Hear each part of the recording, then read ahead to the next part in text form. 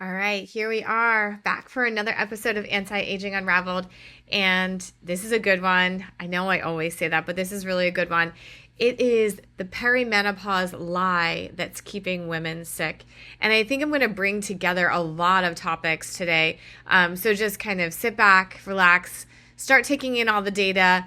We're going to really demystify everything that has been going on in the menopause world. And, of course, I'm Dr. Lori Gerber. I'm a board-certified osteopathic physician, founder of Refresh Wellness and Dr. Lori Integrative Health. And if you're new to our podcast, welcome. Please, join our podcast, like it, share it, all the good things. But today I want to talk about something that I see every week, every day in my practice. And women in their late 30s and 40s, sometimes early 50s and 60s, coming in exhausted, weight gain they can't explain, barely sleeping, struggling to think clearly, feeling anxious out of nowhere, and maybe dealing with heavier periods or no period at all. And they've been told over and over again by a doctor or another provider that your labs are normal, that you're feeling fine, this is just stress, maybe you're depressed. I'm here to tell you they are not fine. You're definitely not crazy. They are perimenopause or menopausal symptoms, and these people have been lied to. This is a bold-faced lie. Today's episode, like I said, called the perimenopause lie that's keeping women sick. And I promise you, by the end of today's episode, you are going to understand exactly what is happening to your body, why the conventional medicine system keeps missing it, which hormones are at the root cause of everything, and what you can actually do about it. This one's for every woman who has ever left their doctor's office feeling dismissed. So let's dive right in. Let's go.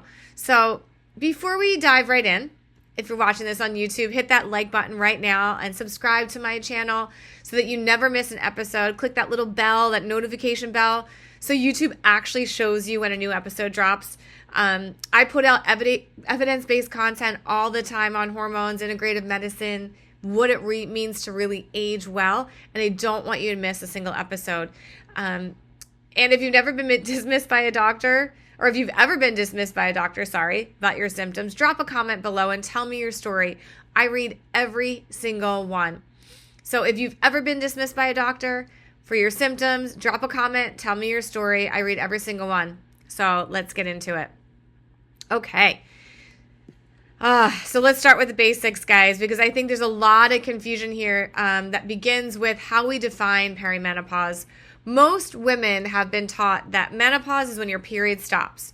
And technically that is true. The clinical definition of menopause is 12 consecutive months without a menstrual period. In the United States, the average age at which this happens is about 51. But what nobody tells you is the hormonal transition that leads to the moment when your period actually stops can begin a full decade or more before your last period. So let's talk about some key data. And I'm going to put key data throughout this podcast. The average age of menopause we just talked about is 51. Perimenopause typically begins 4 to 10 years before that menstrual period. So you can have symptoms literally for a quarter of your life. Most women notice symptoms as early as 35 to 38. The duration averages 4 to 7 years, up to 14 years in some women, according to a 2011 study. And only 10% of women transition into menopause abruptly without symptoms. So for those women who think I'm just going to blink an eye and go through it, that is not the majority of people. And so when we talk about menopause, we're talking about a window of time that can span your 30s all the way into your late 50s. So for some women, it's nearly 15 years or more of hormone volatility. So 15 years of symptoms that left unaddressed are silently damaging their brain, their heart, their bones, their metabolism. And that is not a minor inconvenience, right? That should be brushed off. It's a major health event, and it deserves to be treated like one. So this lie, here's the lie. The lie is that perimenopause is short, it's transitional, it's a blip defined by hot flashes and irritability, and that you just have to, air quotes, get through. That framing has done enormous damage to women's health. And because when that's the story, anything that doesn't fit into the narrative of hot flashes gets attributed to something else. Your weight gain becomes a calorie problem. Your brain fog becomes a sleep problem. Or maybe early dementia and your anxiety becomes a mental health problem, your joint pain becomes aging, your exhaustion becomes burnout, and you get a referral to a million different specialists for every single symptom. And nobody actually connects the dots. Nobody puts the pieces together that this is all symptoms of the same pathway, menopause or perimenopause. So again, going back to the key data that I'm going to insert in here, there's over 34 recognized symptoms of perimenopause that's documented in peer-reviewed literature. Most common: irregular periods, sleep disturbance, mood changes, brain fog, weight gain, joint pain, vaginal dryness, fatigue, anxiety, and heart palpitations. And 77% of women experience significant symptoms enough to impact their daily functioning. That should be addressed, right? On average, it's 2 to 3 years from symptom onset to diagnosis. That is never acceptable in the medical community. And 1 in 5 women are feeling well supported, which is abysmal, right, by their healthcare provider. We need to change that narrative. So, guys, 34 symptoms, and women are supposed to just push through them. So now what I want to do is acknowledge, listen, every woman does not have a difficult time with perimenopause. Some women sail through it with minimal disruption.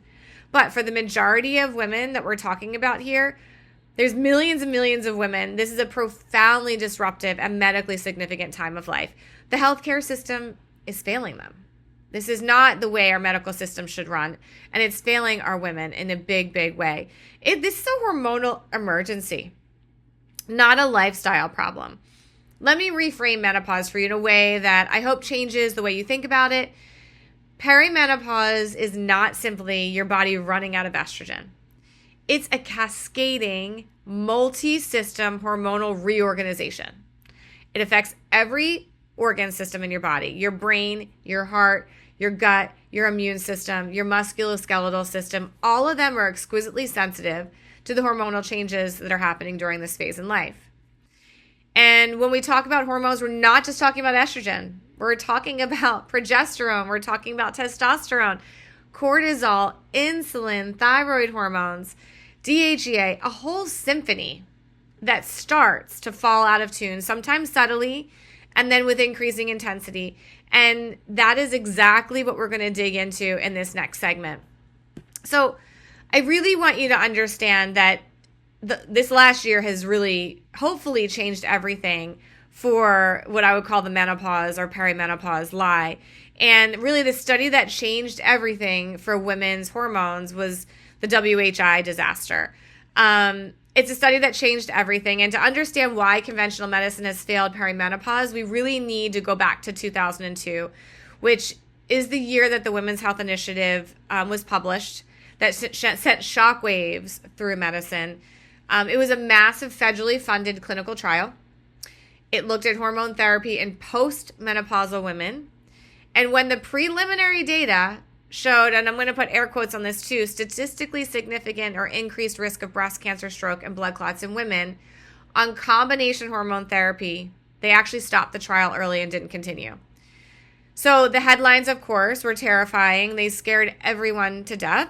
And overnight, millions of women were told to stop their hormone therapy. Prescriptions of HRT dropped by 50% within 1 year. So let's talk a little bit about that key data. The WHI in 2002 was a randomized trial of 16,608 women, postmenopausal women, aged 50 to 79. They used conjugated horse estrogen or equine estrogen plus synthetic medroxyprogesterone acetate, which is not a bioidentical hormone. And it was halted early due to, again, air quotes, increased risk of breast cancer by 26%. It's an absolute risk of 8 more cases per 10,000 women per year. And actually, if you look at the statistical significance of this and we read through it, it is not statistically significant data. HRT, again, prescriptions fell by 50% in the U.S. within 12 months, and physicians were just fearful of prescribing hormones. I'm not saying those researchers were wrong to be cautious, but here's the critical problem and how the medical community interpreted those results. The women were not in menopause, or perimenopause rather. They were postmenopausal. The average age was 63. These women were more than a decade past menopause. They were using synthetic hormones, not bioidentical. The conjugated horse urine estrogen has way more than the 3 estrogens that are in our human body. And medroxyprogesterone acetate is a synthetic progestin that behaves differently in the body than natural progesterone. And yet, the clinical takeaway was applied uniformly to all women, all ages, all forms of hormone therapy, which is a massive scientific overstep. So women have been paying for this lie ever since. And, thank gosh, in 2026, we have reversed that information per the FDA. And the good news is that the research has caught up. We've seen a major reevaluation of the WHI data and a growing body of evidence supporting the safety and benefits of hormone therapy, particularly started early during perimenopause windows when bioidentical hormones are used. This is called the timing hypothesis, or a critical window hypothesis, and it's one of the most important concepts in women's health today. Is starting it early with bioidenticals is a huge health benefit to these women. So, okay, this is not fringe medicine. This is evidence-based medicine catching up with what integrative practitioners like myself have known for years. And yet the fear that was generated by the 2002 WHI headlines is still alive in doctors' offices until this year, where the FDA came out and basically has said that it is not clinically significant data and that there is no potential risk for adding on hormone therapy to a perimenopausal female. I hear still that patients are getting, every single week, they're told by their doctor, gynecologists, primary care doctors, I won't prescribe hormones because they cause cancer, which in 2026 is medically outdated. And in truth, in 2002 was not medically, statistically significant or valid. So the medical community, beyond the hormone therapy debate, there's a broader problem. Women are getting medically gaslighted. And this is the broader problem, and I need to call it out directly. And really, women's symptoms are being dismissed. There's a well-documented phenomenon backed by research, not anecdote, suggesting that women's pain and symptoms are significantly undertreated, underdiagnosed compared to men. And in the context of perimenopause, this plays out every single day. Women are told their hormones are just anxiety, or that their symptoms are just anxiety, not hormones. They're prescribed antidepressants instead of having hormones evaluated, or told that their labs are normal, when in fact these labs are not even designed to catch perimenopausal fluctuation. Those normal values give you the entire range of what you can be possibly as a female in this world. And because here's the thing, standard hormone panels, the FSH, the estradiol, the testosterone, they're notoriously not reliable during perimenopause, and the hormone levels are all over the map. So every day and hour to hour, hormone levels are fluctuating and variable. A single lab draw can look completely normal, even when when their hormones are dysregulated. So, again, we go back to that key data, 2 to 3 years onset from symptoms to correct diagnosis. Unacceptable. It wouldn't be acceptable for any other diagnosis, cancer or otherwise. 46% of women say their GPs didn't recognize their symptoms as perimenopause. That's sad. 10-year study, women are 15% more likely than men to have cardiovascular symptoms attributed to psychological causes. While we know many psychological causes late in life, anxiety and otherwise, are menopause related. And antidepressant prescriptions for women ages 40 to 49 increased to 63% in 2000, from 2000 to 2015. So between those 15 years, they increased by 63%, ironically coinciding with the WHI backlash on hormone therapy. And women in perimenopause are 2 to 3 times more likely to be prescribed psychotropic medications before hormones are even considered. That is just sad. Because honestly, I have tons of podcasts on SSRIs, but the antidepressant numbers make me furious as a physician, because antidepressants don't fix a hormone problem. It's not a serotonin problem directly. You can't SSRI your way out of progesterone deficiency. And women taking them are really not getting better. For the select few that are, that is fabulous. Serotonin has helped you. But for the vast majority of people, they're not getting better. They're just getting quieter about their symptoms because they're being dismissed. That is not medicine. That is management. And we can do so much better than just managing a symptom. So speaking of doing better, if this episode is resonating with you, I want to hear from you. Drop a comment. Tell me below, have you ever been prescribed an antidepressant when you think you really needed a hormone workup? That conversation is so important. And the more women share their stories, the more we change this narrative together.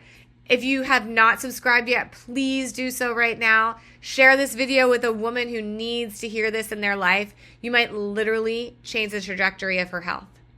So thank you for that. And let's dive into science. This is the time we're going to talk about the hormones, what falls, what goes up, what goes down. And this is the part of the episode that I'm excited about. Because once you understand what's happening hormonally during menopause, everything starts to make sense. The symptoms aren't random. They're physiology. They're not just aging. Every single one of them has a biochemical explanation. So let's walk through the key players. And the first one is progesterone. So progesterone is almost always the first hormone to decline in perimenopause. And actually, testosterone really is, but we're going to talk about it at the end. But in a healthy menstrual cycle, progesterone rises dramatically in the second half of your cycle after ovulation and actually holds in the lining for a while and then sheds it. But during perimenopause, you begin to have these what we call anovulatory cycles where you don't ovulate. And therefore, your body doesn't produce progesterone that month sufficiently. And over time, this becomes more frequent. Without adequate progesterone, estrogen goes completely unopposed, which is never good. So let's talk about the data with progesterone. Progesterone has GABA modulating effects in the brain, acts as a natural anti-anxiety and sleep promoter. Low progesterone is linked to insomnia, anxiety, heart palpitations, heavy periods, PMS symptoms, and breast tenderness, just to name a few. You can start with these what we call anovulatory cycles as early as 37 to 40. And honestly, with birth control, I've seen it earlier than that with people coming off of birth control and not regulating their cycle appropriately. Microionized progesterone or bioidentical progesterone has been shown to really help with sleep architecture. And unlike synthetic progestins in birth controls, bioidentical progesterone does not increase breast cancer risk. It's because it balances estrogen, whereas the synthetic progesterones do not. So when a woman tells me she suddenly can't sleep, she's waking up at 3 a.m, racing heart, anxious, brain going, I can't shut my head off, my first question is, when did you last have a period? And are your periods changing in frequency or duration? Progesterone deficiency is one of the most common and treatable causes of these symptoms. And it is routinely not discussed or missed. So that's number one. Number two, estrogen. Estrogen, contrary to popular belief, has wild swings, ups and downs, and early perimenopause is not characterized by low estrogen. Low estrogen is a later sign of menopause. It's actually just characterized by fluctuating estrogen levels. It can swing from dramatically high to low and back again, sometimes in the same week. So this is why early perimenopausal women have symptoms of estrogen excess and estrogen deficiency at the same time or different times of the month. They might have breast tenderness and bloating one week, then hot flashes and brain fog the next. It's probably the hardest time to treat a female. And it's not contradictory. It's just the nature of the transition is that there's massive fluctuations, mostly keeping estrogens higher and progesterones lower early on. So let's give some key facts about estrogen. So estrogen receptors are found in every tissue almost.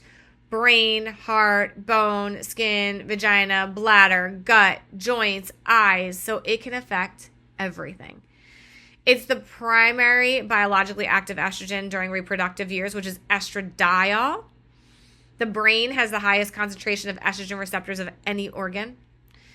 And estrogen is neuroprotective. Declining estradiol specifically has been linked to beta amyloid deposits, which is a marker of Alzheimer's risk, which is also from data from 2008.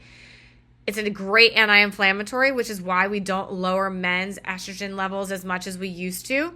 And it can correlate with rising inflammation markers in patients, CRPs, inflammatory levels, and genital urinary symptoms of menopause, GSMs, affect 50 to 70% of women. Vaginal dryness, painful intercourse, and recurrent UTIs profoundly impact the quality of life, which are, again, they go undiagnosed and untreated because they think it's just a random symptom, not a symptom of estrogen variation or low estrogen. It has to be treated and has to be addressed. All right, let's talk about 3, testosterone. I cannot tell you how often I see women who are surprised when I bring this up. Women have testosterone too. In fact, in their 20s and 30s, women produce 3 times more testosterone than estrogen by volume. And testosterone declines significantly during perimenopause and menopause, and even earlier than perimenopause. It is the first hormone really to decline, and it gives almost identical symptoms to menopause or perimenopause itself. Low libido, fatigue, decreased motivation, muscle loss, brain fog, depression, and decreased bone density. So conventional medicine doesn't really address that, and it's never tested. We're testing this estrogen and progesterone, maybe in LH and FSH, but we're never testing testosterone levels, which is really an early decline number. So it's actually, we know that women's testosterone peaks in their 20s and declines about 50%. I see even more by menopause, but according to the data, it's about 50% by menopause. Testosterone is produced in the ovaries and the adrenal glands. So don't think about only the ovarian failure. You can still make testosterone by your adrenal glands. So surgical menopause causes an immediate drop in testosterone. I'm going to say that again. It's not just progesterone and estrogen, guys. Surgical menopause or hysterectomy causes an immediate drop in testosterone as well. So the consensus is testosterone therapy is the only evidence-based treatment for hypoactive sexual disorder in women in 2019 as a consensus study. So why are we not doing this more? Low testosterone in women is independently associated with reduced bone density, sarcopenia, which is decreased muscle mass, and depression. So mood, mojo, bones, right? Muscular, like that physique, we lose that when we lose our testosterone. And despite robust evidence, the FDA has still not approved testosterone products for women in the United States. Right now, it is all off-label prescribing that is required, which is, again, a gross disservice to women and a lie that we don't need testosterone for women when we absolutely do. So I like to bring up 2 more hormones that really play a big role, actually 3 if you really want to dig into it a little bit deeper. But cortisol is our stress hormone, and cortisol is one that really doctors really never address because stress in a physician's office is a really hard one thing to measure, but 2, something to address that they really don't get paid for. And doctors never connect cortisol to menopause. And if we really think about this critically, during menopause, ovarian function declines, okay? The adrenal glands are asked essentially to pick up more of the hormone slack. They have to make more. And if they're stressed in any way other than just making hormones, like, for example, if your body is stressed, it's got to make sex hormones or cortisol, and it's got to pick. And then all of a sudden it becomes the adrenal's responsibility to be the main production backup site for specifically via DHEA pathway. If your adrenals are already taxed, chronic stress, poor sleep, type A personality, inflammatory diet, they cannot do that effectively. And in all honesty, for most people, they can't pick up the slack anyway, 100%. So elevated cortisol, which is an incredibly common phenomenon in perimenopausal women, actively worsens every single aspect of menopause and perimenopause. It disrupts sleep, it drives belly fat, it impairs thyroid function, destabilizes sugars, blood sugars, and depletes progesterone, which also makes the insulin less sensitive. And your body can actually convert progesterone into cortisol when it's under stress. So what that means is we actually have this thing called pregnenolone steal. So this hormone in the middle of the pathway is actually being driven to make cortisol instead of sex hormones, and it makes everything worse. So all the stress hormone stuff gets worse, and you make less and less and less sex hormones. And your DHEA goes up, and you're not able to make hormones. Eventually, both sides of the pathway can crash. All right, so that's one of the reasons that I'm really big on treating hormones, prohormones, and peptides all together. Okay, because if we don't touch the cortisol, we don't touch the thyroid, which we're going to talk about, we don't help the insulin, a lot of the times the hormones don't stay corrected efficiently. So that brings me to my next hormone. Let's talk about insulin. Insulin is like the silent metabolic shift, when in reality, it should be the primary metabolic shift. It is early markers of glucose metabolism problems and weight gain. And estrogen and as well as progesterone are insulin sensitizing. So as estrogen declines, insulin sensitivity declines with it. This is why women who have had a stable weight for years and years and years suddenly start gaining weight around the abdomen. Progesterone goes down, estrogen goes up. We get cortisol abnormalities. Insulin gets more resistant. Estrogen starts declining. Insulin gets worse, and we have more and more sugars that we can't process efficiently. So when diet and exercise habits haven't changed and you're gaining weight, it's really not about willpower. It's about the biochemistry. And that is really why, again, I go back to treating everything as a whole and not treating things in isolation. So let's just do some key data again. And this is all pulled from literature that's out there. I will pop some of the data and the citations into the chat for you guys and into the as well as on the podcast chat. Insulin sensitivity decreases by approximately 30% during menopausal transition. That's huge, 30%. Visceral fat increases by 49% during perimenopause, independent of your total body fat to start with. Women with metabolic syndrome are significantly more likely to report severe vasomotor symptoms. What are those? Hot flashes, night sweats. Why? Because their insulin is more resistant, their cortisol is more disrupted, and they have this tug of war between their adrenals and their ovaries. Declining estrogen increases hepatic glucose production and adipose insulin resistance. So that's a key driver of type 2 diabetes risk in postmenopause. So it's a direct driver with estrogen declining. So why not replace it? The metabolic risk far outweighs any physiologic cancer risk for the majority of patients, especially when it's done with progesterone. And finally, let's talk about the last hormone that, honestly, this is part of my primary care soapbox here, is often not talked about, especially in the time of perimenopause. It's the thyroid. So many women have come to me told they're in menopause or perimenopause, when really they're not. They're just hypothyroid. Or they're hypothyroid and they're in perimenopause, because the symptoms overlap so much, exponentially.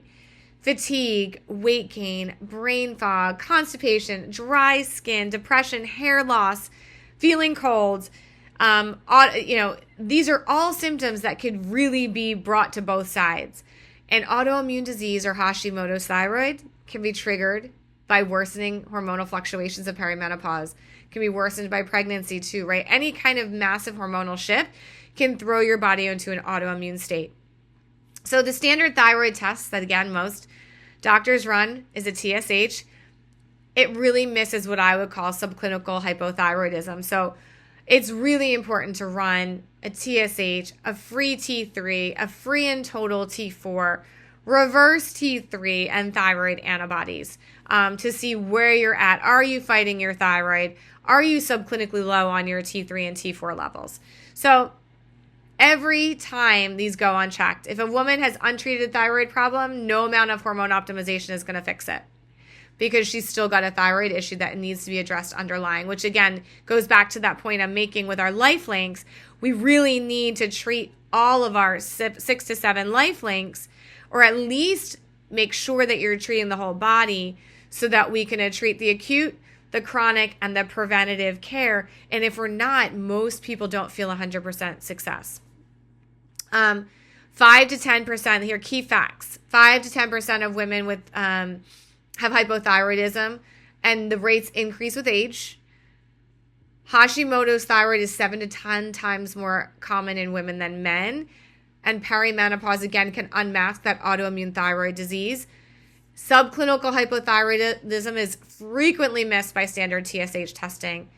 And this is kind of insane. Up to 40% of women with hypothyroid symptoms have a normal TSH on labs. So why are we just checking a TSH level? It just doesn't make sense to me. So, all right, we've talked about all those hormones. So we're going to do a quick pause here. We're halfway through. I want to ask you something really important. Of those 7 hormones we just talked about, estrogen, progesterone, testosterone, cortisol, insulin, and thyroid, and DHEA, which one surprised you the most? Which one do you think might be your missing link in our life links? Drop it in the comments. I'm genuinely curious. And like I said, I respond. If you put something in there, I will reply personally. If you are finding this valuable, the best thing you can do is hit that like button right now. It tells YouTube to share more of this content with women that need it. So let's go. Let's keep going. Let's keep moving on. I want to really talk about what we're going to do about it, right? How are we going to shift gears? We're going to go from hormones to consequences and treatment. And I want to go to consequences first because perimenopause is not just uncomfortable. Again, it's not just, something that you can leave untreated. It is a disease process and it has consequences. It's a direct contributor to some of the most severe or serious chronic diseases that women face in the second half of their lives. And this is part of the conversation that I wish more women and doctors were having, right? Let's talk about cardiac and heart. It is your biggest risk factor, and it's hormonally driven. Heart disease is the #1 killer of women in the United States, not breast cancer, not ovarian cancer, it's heart disease. And yet, for decades, it's been considered a man's disease. And I feel like we're changing that narrative with some of the fundraising that has been going on and some of the nonprofits, but here is what we know. Estrogen is profoundly cardioprotective. So is testosterone. It supports healthy cholesterol. It supports blood vessel flexibility and reactivity. It reduces inflammation. It helps blood pressure. When estrogen declines during perimenopause and menopause, cardiovascular risks increase and they start to climb sharply. A woman who has a low cardiovascular risk for her whole life can see her LDL go up, her bad cholesterol, her triglycerides, the fat in her blood go up, and her CRP, which is an inflammation marker, rise significantly in the space of just a few years during perimenopause. And doctors never connect that to her hormones. They will say, they'll look at the trend, they'll see it starting to go up, and they'll want to put her on a statin. Well, how about just fixing the hormone decline? Because here's the key data. Cardiovascular disease is responsible for 1 in 3 women in the United States for their death. Women's risk of heart attack increases dramatically, as I said, after menopause. Postmenopausal women, have 2 to 3 times higher rates of cardiovascular events compared to premenopausal. Hot flashes are independently associated with subclinical cardiovascular disease. And women with frequent vasomotor symptoms have actually higher carotid issues and arterial stiffness. And last but not least, women who go through premature menopause have significantly higher lifetime of cardiovascular disease risk factor. Less than 40 would be premature menopause. So again, why are we not addressing these hormones first as opposed to saying, all right, well, let's get you on these statins and other lipid control agents? All right, let's talk about the brain. This is a really interesting one. I love talking about the brain because I think there are so many autoimmune processes that are happening within the brain that we can actually reduce the risk factors for. Dementia risk starts basically with women and perimenopause and estrogen. So this one actually, like I said, kind of keeps me up at night. I think about it a lot because women account for nearly 2/3 of all Alzheimer's disease cases. For a long time, that was attributed to the fact that women live longer. But the research is really starting to suggest that hormonal transitions play a significant role. And the brain, with all of its estrogen-dependent receptors, it's a very estrogen-dependent organ. And estrogen promotes neurogenesis, right? Or synaptic plasticity, or the ability to basically have neurons firing appropriately. It also has to do with mitochondrial function in those neurons and the clearance of what we call amyloid, which is the protein that accumulates in Alzheimer's. So when estrogen declines, all of those protective mechanisms are compromised. Cognitive symptoms that perimenopausal women report, the word finding difficulty, the mental fog, the memory lapses, they're not trivial. They can be early signs of cognitive decline. So, I really think we need to think about menopausal brain studies, and because they do show, according to the data, decrease in cerebral blood flow and glucose. And they'll show metabolic issues during that transition phase. Women who use hormone therapy before age 65 have a decreased risk of 26 to 48% of Alzheimer's dementia. That's huge. And that's from a study in 2017 in the Journal of Neurology. Surgical menopause or a hysterectomy doubles the risk of dementia from a study in 2007. The brain fog of menopause, again, is associated with measurable reductions in processing speed, verbal memory, and attention. It isn't just a perceived decline. It is actually a measurable decline. So, I want to say that we undervalue treating brain fog early and actually treating the hormonal symptoms in relation to Alzheimer's disease and cardiovascular disease. Last but not least, the silent killer or the silent countdown, because we know how much bone health is important to women as they age, osteoporosis. It's another condition that gets tragically underestimated. Women lose up to 20% of their bone density in the 5 to 7 years surrounding menopause. That's massive. So, 20% that's not a slow, gradual decline. It's a rapid, clinically significant loss that happens during perimenopause.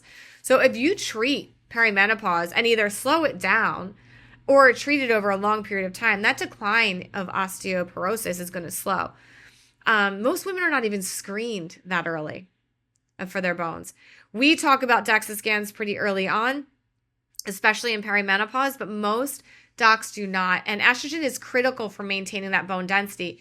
It suppresses what we call osteoclast activity, which is the breakdown of bone, the cells that break down the bone. And when you suppress that, you're actually stopping that breakdown, right? So when estrogen drops, the brakes come off. Like, you're allowed to break down as much bone as you want, basically. And we know that we need to slow that down to basically reduce hip fractures in women, because we know that hip fractures have a 25% mortality within 1 year in a female over 65.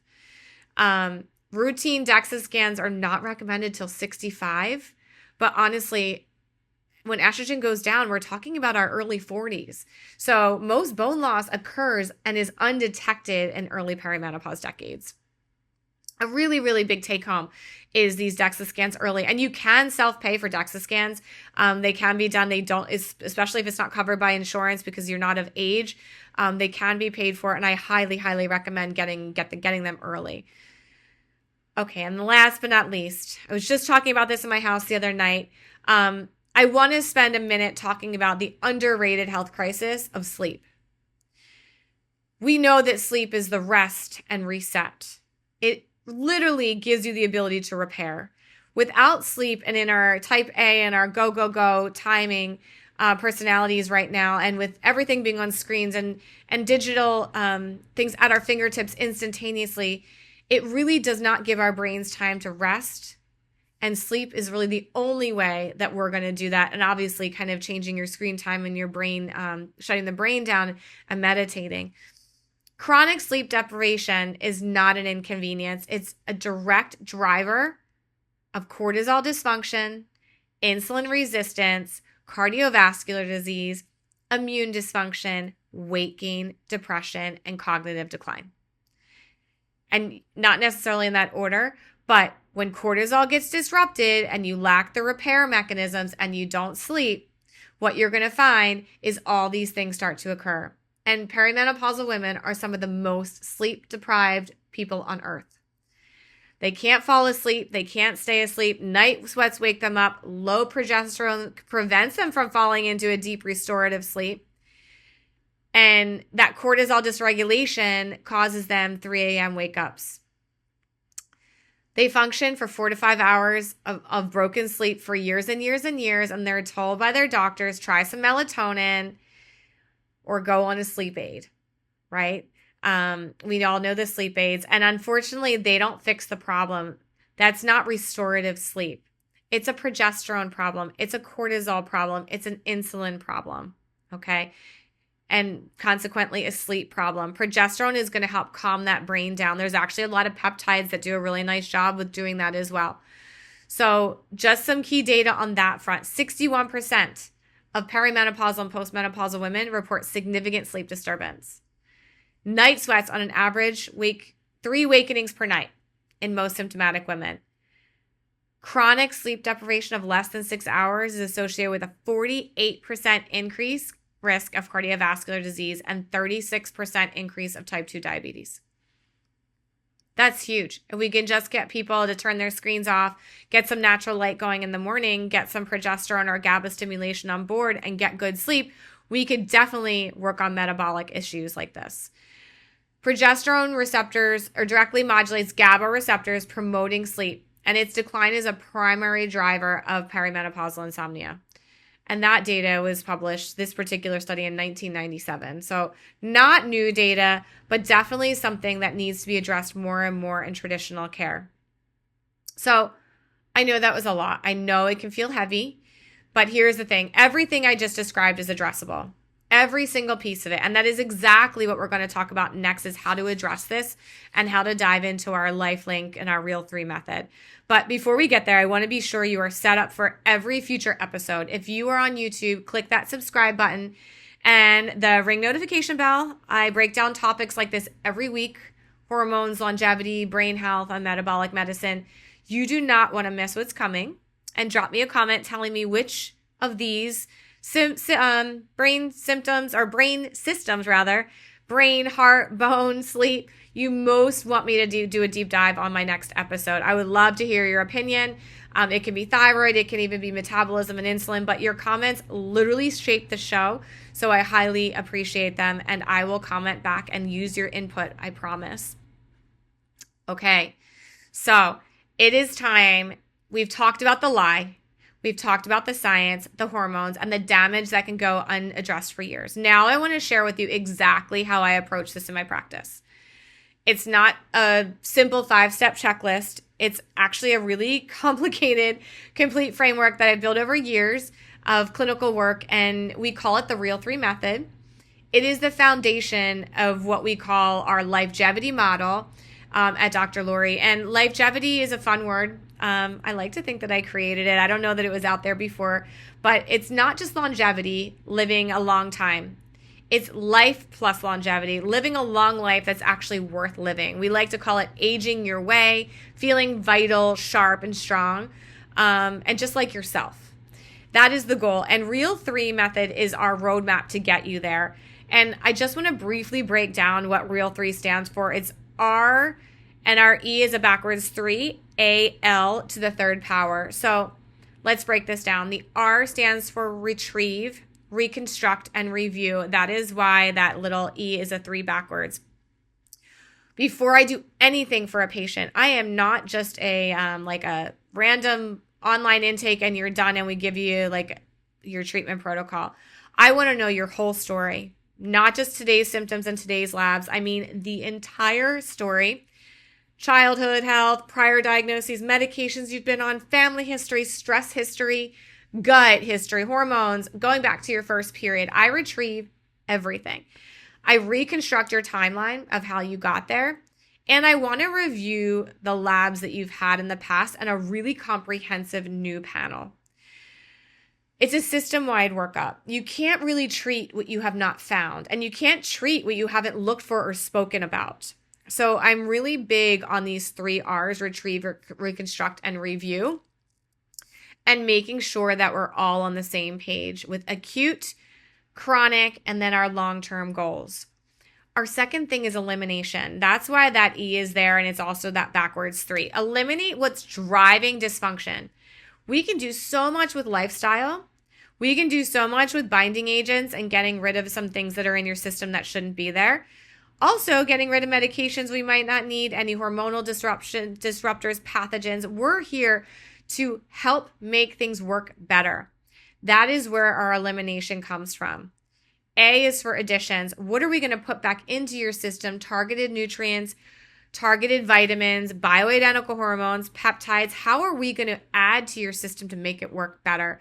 We're using science-backed, right, data and supplements and hormones and therapies that have been on the market for a long time, some of them, or maybe we're going cutting edge with newer technology. We're using a lot of advanced therapies, things that are kind of maybe on a little bit of the left of center or cutting edge, but we're also using tried and true products and supplements. And then last but not least, the L to the third power. That is reviewing all your life links. So LifeLink, LL, and longevity pathways to give you the ultimate in lifegevity. That is our L3 or L cubed. We have 6 life links plus a 7th one for longevity, and they are very important to address all of them over a period of time. We start with the acute problems so we can get you feeling better, and then we move towards more chronic issues that we see that are underlying. And then last but not least, we add in what I call the lifegevity or the longevity protocols that help you live longer and promote overall wellness and also prevent some of the hereditary diagnoses that you guys are all scared about, the genetics, right? Also deprescribing. So, this is where we really get, we dive into the nitty gritty, right? We're not a cookie cutter protocol. We're a customized plan built from the story and the data, and it's also based upon how you want to proceed. So we get these life links. We have our gut life link, which is the foundation of everything: immunity, mood, hormone metabolism, nutrient absorption, inflammation. If I can't get you absorbing things, then nothing I do orally is going to work. The entire ecosystem in your gut is called the estrobolome, and the bacteria that literally regulate how your body metabolizes and recirculates estrogen live there. So when the gut microbiome is dysbiotic or doesn't work, that estrogen metabolism goes sideways. So you might not even be in perimenopause. It might just be how your estrogen is recycled. And even if your ovaries are trying to do their job, your gut might be thwarting you at every step. Just one example of why we treat the gut. The immune and inflammation pathways. We are attacking this all very early on because menopause is very pro-inflammatory. So we want to get rid of that inflammation. We also want to put the estrogen and or progesterone back and testosterone. It's a great anti-inflammatory to help reduce those chronic disease states, the heart disease, the dementia, the autoimmunity, and the cancers. So we need to measure active inflammation so we don't miss an important upstream issue, right? We want to make sure we're actually regulating everything so that everything is running smoothly downstream. Hormones. This goes without saying. We're looking at all of your hormones, showing how they're interconnected, making sure we treat them to adequate levels for your body, even thyroid, adrenals, and also your cortisol levels. That ties us in perfectly to metabolic optimization, which is life link number 4, insulin sensitivity, blood sugars, body composition, and also your mitochondrial efficiency, which we'll also talk about in life link 6 for cellular health. But this is where weight gain, fatigue, and metabolic dysfunction of perimenopause live. So we have to address those metabolic issues so that we can get you on a better track for menopause and not gain weight. Detox is our life link number 5. This is a big one. It's your primary hormone processing organ. It packages up your estrogens, clears them from your body. When detox pathways are sluggish, from poor nutrition, alcohol, environmental exposures, genetic variants in your detox genes, these hormones don't recirculate appropriately and they create an imbalance. Again, that gut and your liver both need to work for your hormones to be processed efficiently. No one talks about this liver being cleaned out. Again, it's something we do as part of your prolonged protocols and our LifeLink protocols. It's what I call your more chronic issues, and we definitely treat it throughout your process. And then similarly, cellular health and mitochondrial energy. Your mitochondria are the energy factories of your cells. So if you can't create appropriate energy, then you're tired, you don't feel good, You're exhausted, and estrogen directly supports your mitochondrial function. So if we don't help that estrogen to be where it needs to be, and even put other things back like CoQ10, NAD precursors, everyone's talking about NAD these days, we really are not managing your cellular detoxification pathways efficiently. We need to make sure that you're pulling things out of the mitochondria and making your energy very, very appropriately so that, one, you can, when you sleep well, you get the benefit of the cellular reset. And last but not least, that longevity link. Longevity is exactly why people come to us. They want to take their life of dysfunction, make it functional, feel better, and then live longer in the capacity that they want to live. And this is critically important. So we talk about brain health, cardiac health, genetic predispositions. We talk about medications and deprescribing, right? Family histories, biomarkers. Do we do genetic testing? What are you at risk for? What can I check? And this is where some of these alternative labs also come into play. Because in perimenopause and menopause, we might have a chance to actually stop and prevent some of these things because this is a very inflammatory state in your life. Would I love to start these things earlier? Absolutely. But, sometimes we don't think about it till we're ill. I would love if you thought about it in your 20s and 30s and made those lifestyle modifications earlier on, because those health decisions that you make early in the earlier decades are the most consequential to your life and how you live the long term. So our 7 life links: gut, immune and inflammation, hormones, sex hormones, thyroid and cortisol, metabolic optimization, detoxification, cellular health and mitochondria, and what we call our longevity or longevity link, our key to longevity. All 7 of those is how we make it work. And this is work. All right. It's not easy. This is why, I practice medicine the way I do, because when you approach perimenopause through the lens of a whole body treatment and all 7 life links, it starts to make sense. We fix all these body parts and all these systems. When you don't just chase symptoms, but you actually optimize the symptom, the transformation is not incremental. It's profound, and it's whole body results. Women tell me they feel better than they did in their 30s, and that is not an accident. That is what happens when you stop managing a problem and start solving it. Let's bring this home. The perimenopause lie is this: that your symptoms are normal. They are just part of aging, that you should wait them out, and that hormone therapy is dangerous. None of that is supported by the current evidence. None of it. The truth is that perimenopause is a medically significant hormonal transition that affects your heart, your brain, your bones, your metabolism, your sleep, and your quality of life. It deserves comprehensive evaluation and an individualized evidence-based treatment plan. So if you are listening and you think, this is me, but I've been told my labs are fine, I want you to know this is not the end of the conversation, but it's the beginning. You deserve a provider who will dig deeper, who will run a complete panel, who understands the complexity of this transition, who won't dismiss you and will work with you on a plan that treats the root cause, not just the symptoms. And at Dr. Lurie Integrative Medicine, I work with women every day who have been dismissed, misdiagnosed, undertreated, and we use this Real 3 method to work through all 7 life links over time and build a personalized path towards longevity. Because true health is not just about living longer, it's about living better, feeling like yourself, and aging your way. You don't just have to survive menopause. You can thrive through it and come out the other side healthier than you went in. So, if you found this episode helpful, please share it with a woman in your life who needs to hear it. On YouTube, like this video, subscribe to the channel, click that bell icon to get notified every single time I post. It takes 5 seconds, maybe even less, and it means the world to me. This content can reach more women who are suffering in silence and deserve real answers.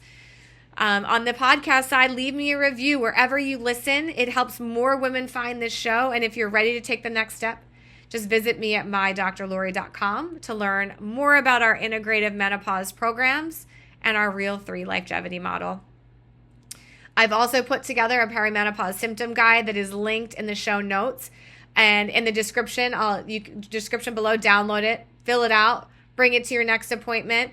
You'll deserve answers, and I'm here to give it to you. So, one last thing, guys, drop me a comment right now and tell me what was your biggest takeaway from today's episode.